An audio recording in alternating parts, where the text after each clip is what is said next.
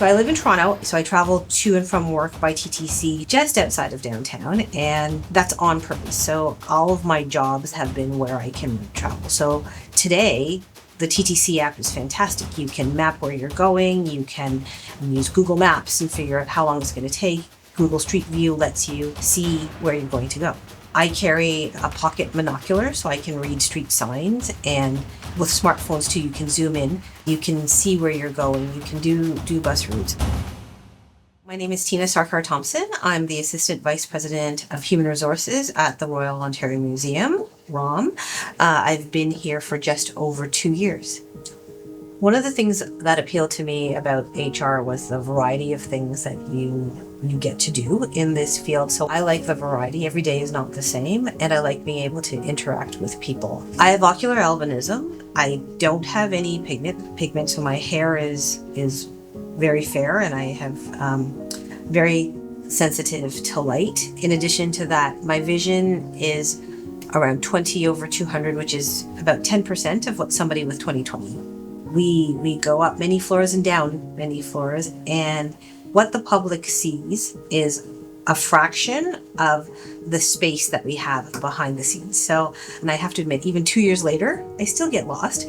And sometimes there are places that I haven't gone. So I will ask whoever I'm going to see, okay, so when I get off this elevator, if I get off these stairs, do I go? So I ask for pretty explicit directions, and my colleagues are great because most of the time somebody will be like, okay, I'll come meet you in the hallway.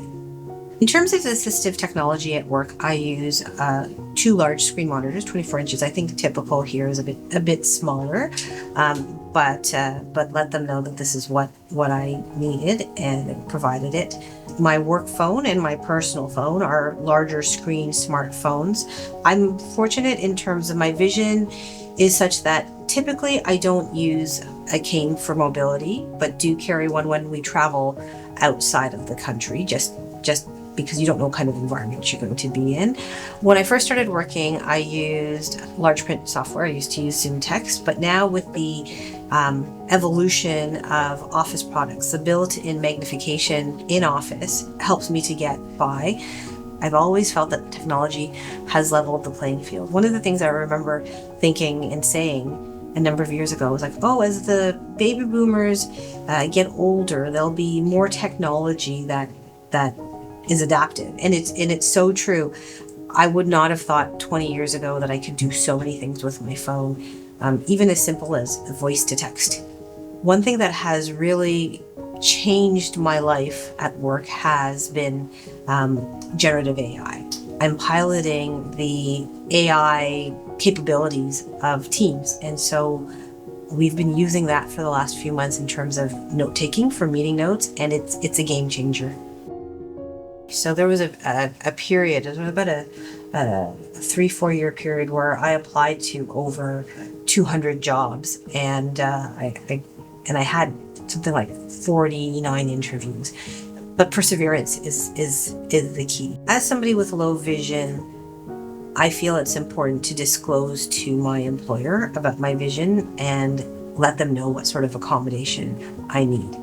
That being said, I also recognize that disclosing is a very personal, individual decision, and there isn't a one-size-fits-all or a right or wrong answer. But where I do feel really strongly about is disclosing once you have the job, because the accommodations that employers have in place are there to help you as an employee to do your best job and for you to succeed.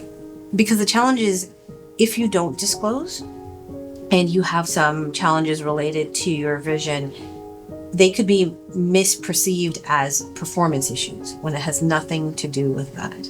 If I were talking to an employer that's looking to hire people with visual disability and they had advice, I would encourage them to ask questions. Again, there's lots of organizations out there and supports for employers. The biggest challenge is that you can tell that people don't want to ask questions because they're worried. They're worried about, well, how is that going to, what's the perception as either me as the individual who's asking the question or me as the employer? But the reality is people don't know what they don't know.